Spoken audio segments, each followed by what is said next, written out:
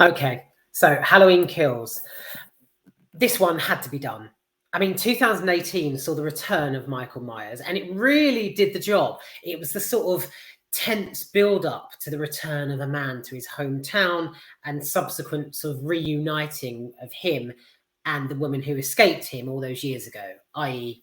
Jamie Lee Curtis' character, Laurie Strode. I remember the one in 2018, the guy at the beginning holding up the mask and going, "Say something!" And like the titles just boomed into opening the film, and it was excellent. It was loud and exciting. It was a really good way of reintroducing Michael, I think. Side note, absolute fucking waste of time making Halloween H2O, Halloween Resurrection, and all the others, basically. I think an interview with Jamie Lee Curtis in the last few years saw her sit there and say, "Oh, well, you're supposed to forget, you're supposed to forget." This is my best Jamie Lee impression. "You're supposed to forget that any others exist, and you go from 1978 to this one." That sort of thing. So basically, it was a complete fucking waste of time, a bloody mess, but Hollywood cashed in, so they can't go wrong. This installment, the second of the three following 1978, was just brilliant. If you, when you realise any sort of return of Michael Myers could have been prevented at the end of the 2018 film, because when Laurie and her daughter Karen and her granddaughter Alison trap Michael in the basement, these bars like slide across. One of the characters is holding a gun, another character has a knife, and Laurie has like the flare that she likes to chuck into the basement and light him up, basically. You know those little moments in films where just the tiniest nudge could have changed the course of everything. I just don't understand why. It was my biggest bugbear of the film. Michael's standing there, sort of looking up at them. All three of them looking down at him with weapons. All one of them had to do was get the gun and go pop. Bingo. Sort of. I mean, we wouldn't have got this film, but bingo. Bloody bingo. It was just one of those moments in a film where you're like, God, all they had to do was that. But they didn't. They just left him to stand there and buggered off, and thought the house burnt down with him, but it didn't. He came back. So I'm going to split this into subcategories.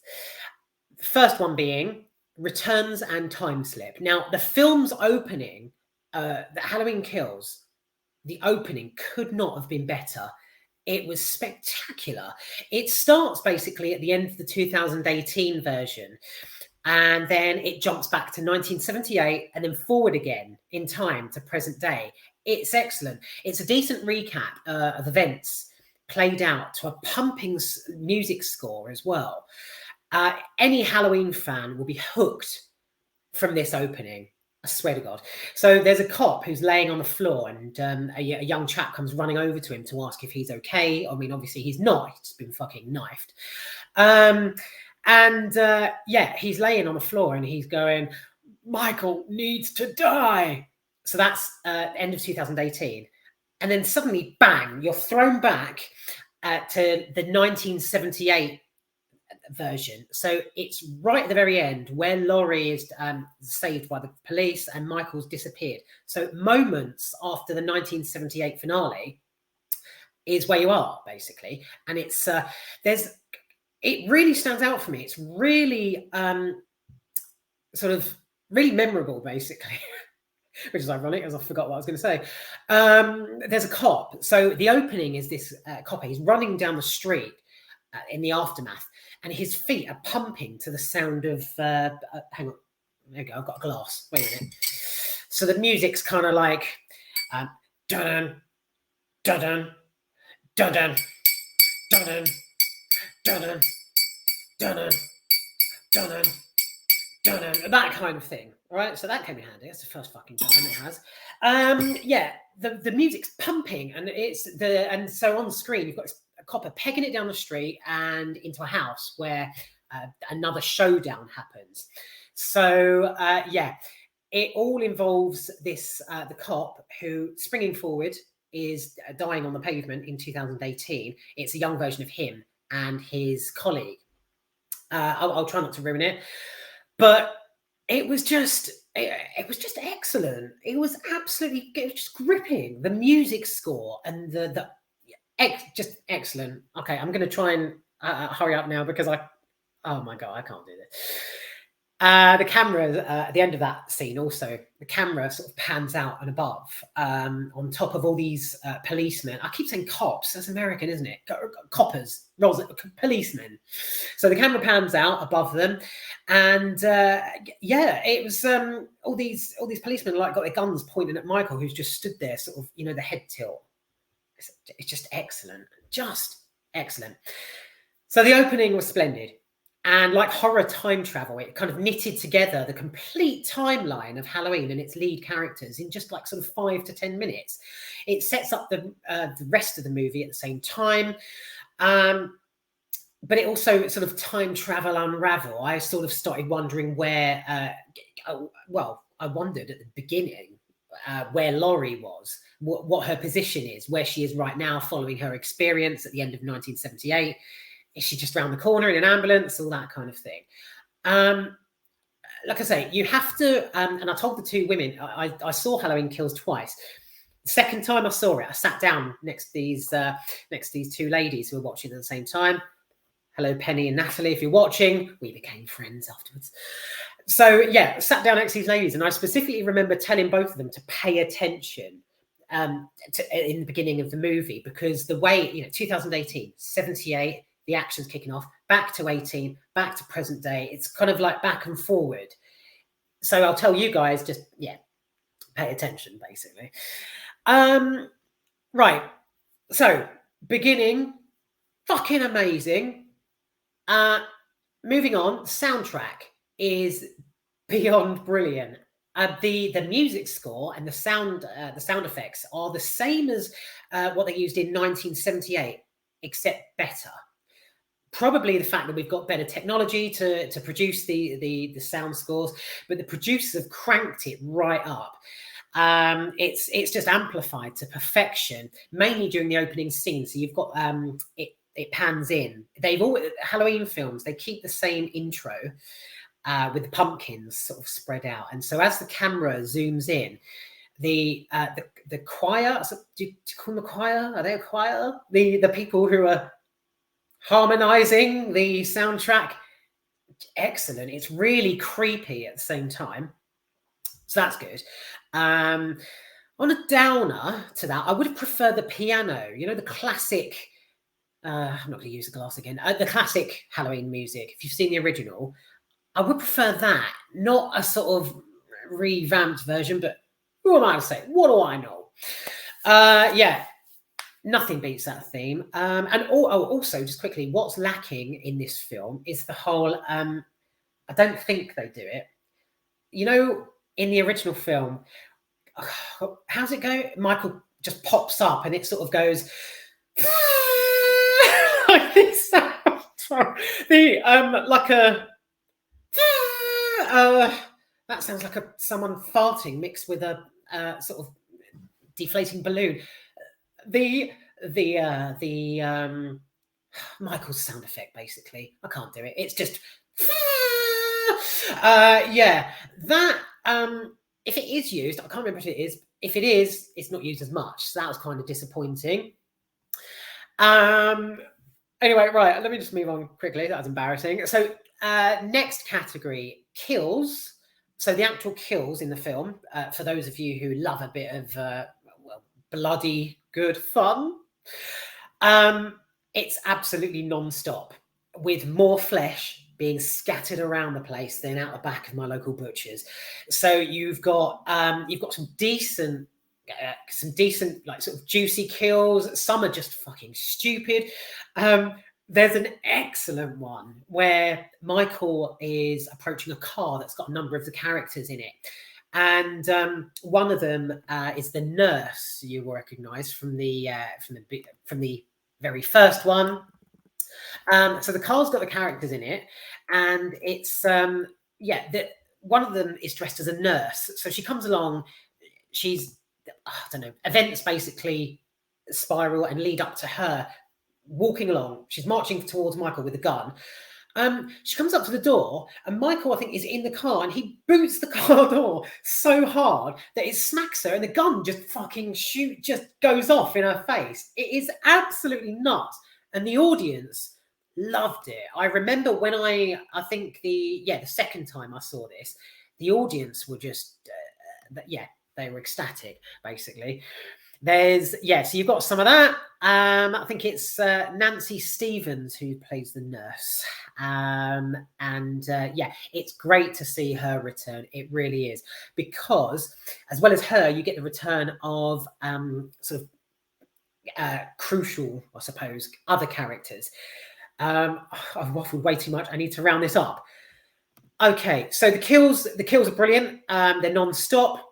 They all take place sort of at the same. They're all happening. Everything's happening at the same time. So it's all on the Halloween night. You've got on one side of town, you've got Laurie and the cops.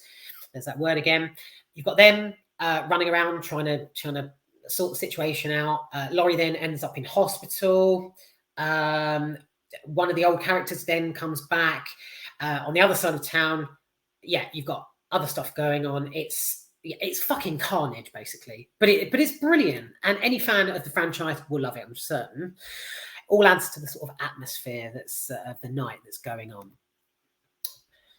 Cinematography. So as for the screening itself, how the sort of filming style and everything, the fact that it's mostly set at night means darkness that's sort of pierced with red and blue shiny cop car lights, warm glow of house light and pumpkin candles. It's quite glossy. It's quite recent. It's quite fresh. It's really quite good. And if I can just say, of course, I can just say this is my fucking video.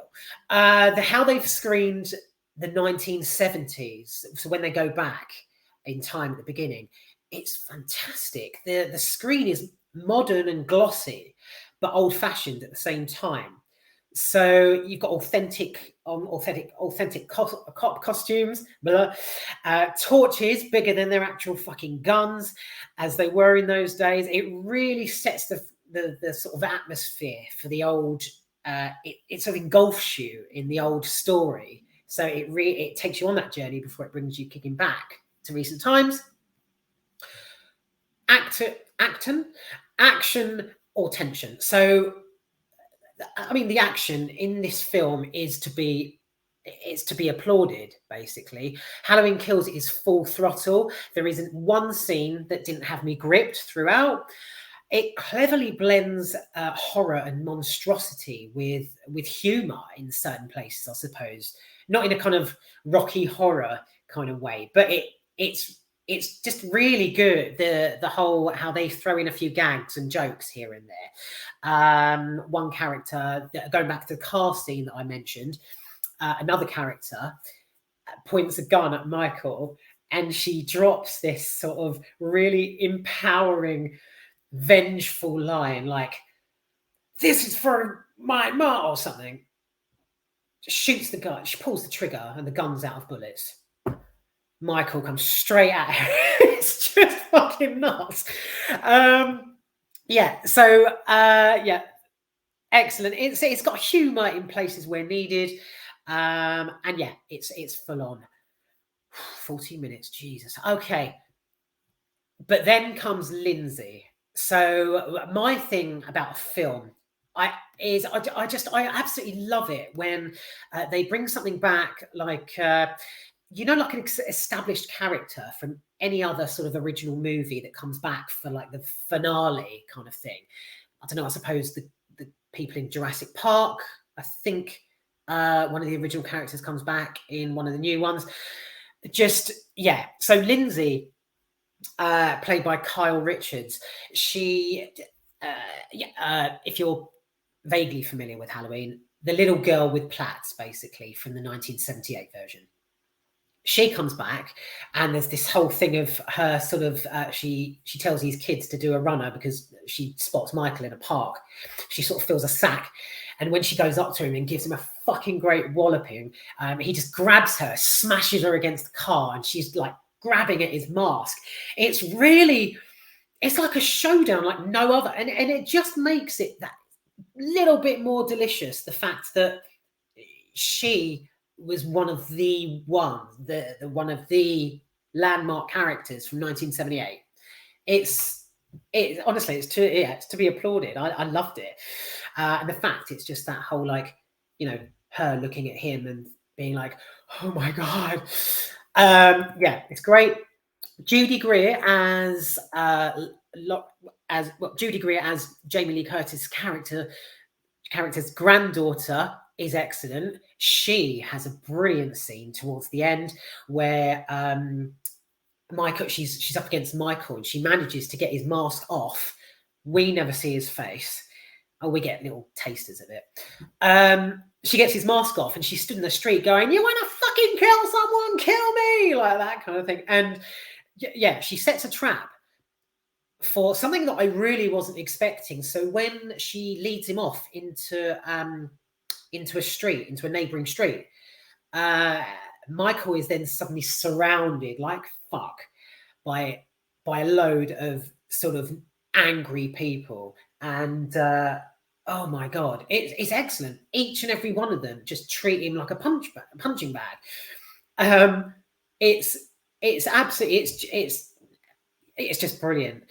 The one thing that I detested about the scene, though, skip forward if you don't want any spoilers. So, Karen goes up to Michael after they've all kicked the shit out of him, gets her knife, and she's like, this is going to bring an end to it. She doesn't actually say it, but you know, when they've got that look on their face, you know, this is going to end all ends. And then she goes and plunges a knife into him, plunges it like sort of between his shoulder blades. Again, like the 2018 film, they just don't have that little bit of smarts, do they? To fucking aim for the like the eyes or the brain or something. It's nuts. So she goes and she stabs him, knife between the shoulder blades, of course, Karen. Yeah, because that's going to end it all, isn't it? That bit is epic, though, like the rest of it. Apologies if it sounded a bit confusing. I was trying to explain the whole time jumping thing as clearly as I could. Don't know if I could, but it's done. Yeah, the opening, it lays out the story, and it is fucking excellent. Excuse my language. Yeah, the copper's feet pounding to the pulsing music, and the score, excellent. The cinematography, brilliant. The return of Lindsay and Tommy as well. And yeah. God, is there anything else I could elaborate on? I don't think so. Right, okay, I'm going to leave it here before I do, because like one of my recent reviews, I have spoken for way too long, and I'm surprised I didn't vomit. I've just had my dinner. So yeah, like I say, just to very quickly spiral up. Halloween 1978, one of my all-time favorite films. I grew up with it. I remember when I was a little boy, and a boy who lived up my street, parents owned it on VHS. When he lent that film to me for the very first time, I shat myself with excitement. I was like, oh my God, this is great. So it's one of those movies that really does, it's part of you, you know, it's part of your childhood and your memories. It's installed in you. And the fact that they've brought it back and they've recaptured those memories, yeah, it's good.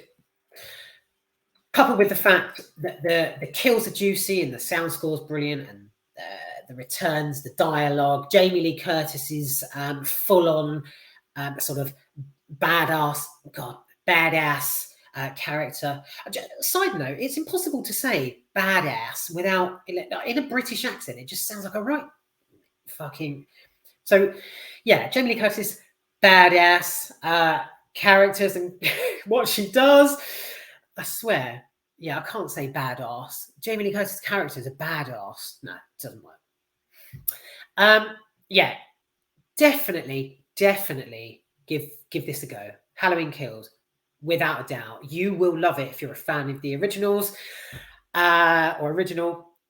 But what were they thinking? What was, I mean, at the time, I knew what they were thinking because I enjoyed sort of H2O and Halloween. He even gets his head chopped off in one of them. But what were they thinking, I suppose, asking us to forget the ones that came between? Do you know what I mean? So, yeah, doesn't make sense. But hey, whatever. Does what it says on the tin. It works. It's brilliant. So, yeah, that's it. That's Halloween Kills. That was a hiccup. And yeah, on to the next one. Thank you very much.